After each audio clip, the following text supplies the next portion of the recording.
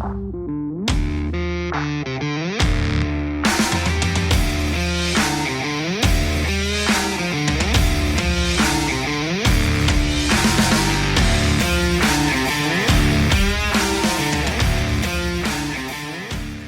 guys, it's Junior. Welcome back to my channel here at Horsepower Warehouse. We have another couple very cool cars that have arrived this week. I'm going to introduce you to a top secret project that we got going on, and then I'm going to drag you through the rest of the shop and show you what else we've accomplished for the rest of our projects this week. So let's dive right into it.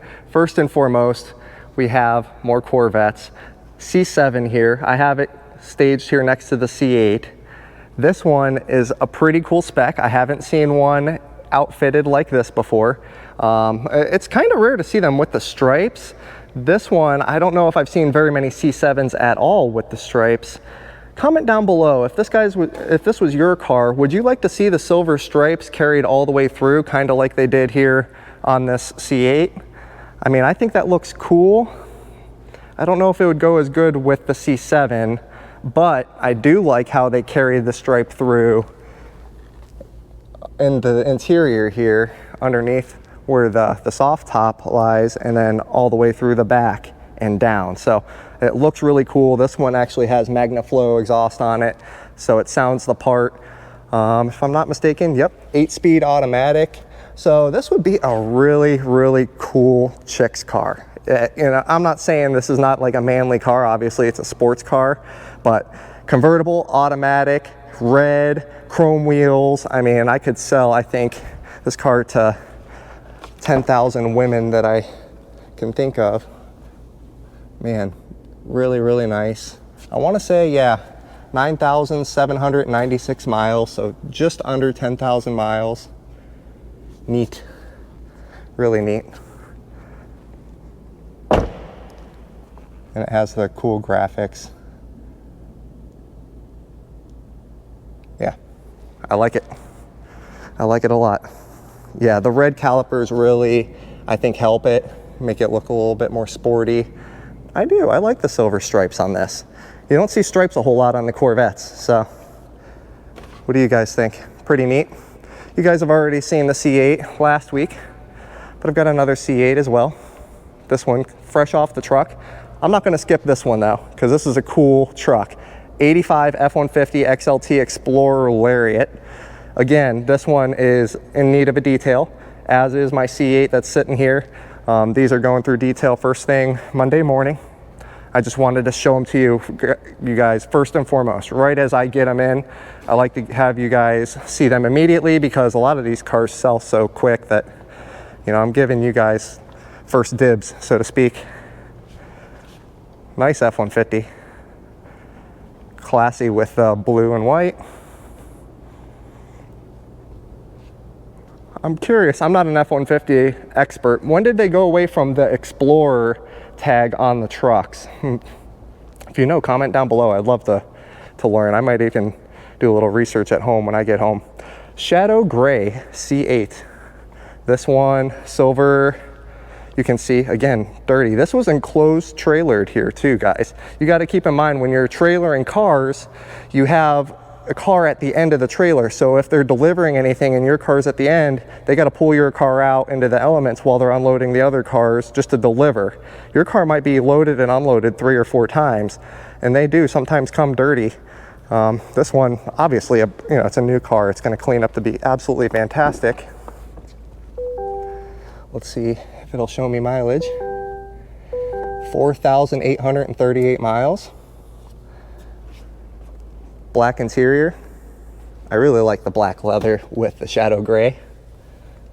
This thing is like stealth. I don't know if the silver wheels are quite to my personal preference. On this dark of a car, I would probably have a preference for darker wheels on the shadow gray with the black interior. You know, it's just a lot of contrast. Some people, I'm sure, thinks this looks fantastic. It doesn't look terrible. It's just probably something I would change if this were my vehicle. This is the car that we're not talking about too much, guys. And I know there's some Corvette experts that are going to know right away what I have here.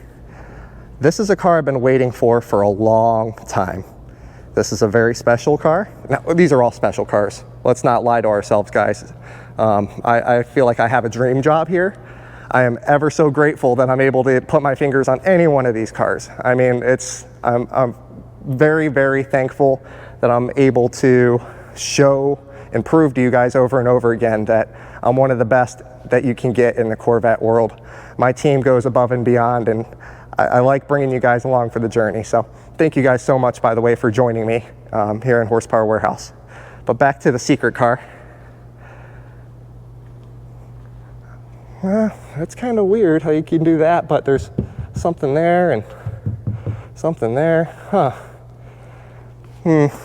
That's enough for the clues though, because this car is going off the paint. Another thing that is coming back, I'm doing a swap though. Nassau 66 convertible. She's coming home, guys. Thank God. Joshua has been working his butt off on this paint job. I can't thank him enough. Josh, if you even watch my stuff, I don't know, but thank you if you are watching this for killing it on this car. This customer is going to be over the moon when he gets it. I haven't really even contacted him yet to know that it's this close.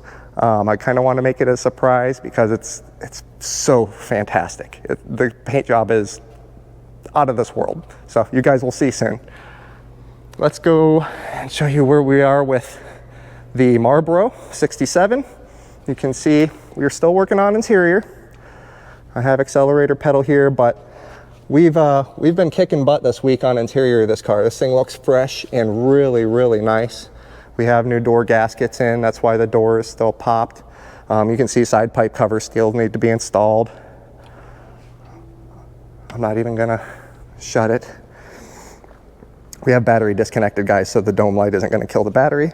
Engine bay is crisp and looks fantastic. So yeah, this car is coming together. It will be done very soon. It already looks the part. This one was wet sanded and buffed. You can see Randy again, absolutely killing it on the wet sanding and buffing. It takes him a few days to do this process, but I mean, it absolutely comes out just night and day difference every single time. I have a new emblem for the rear here and here, and we've already replaced the side emblems and the front emblem. So yeah, it looks crisp, looks really nice. That is a sharp C3. This one, you can see, I'll give you a little peek of the engine. I've been poking at it. I've been making some fantastic progress. Look at that, guys. Man, what a sharp 427. Yes, yes, yes, yes. I'm gonna cover that back up after we shut the camera off because I want it to stay nice and fresh.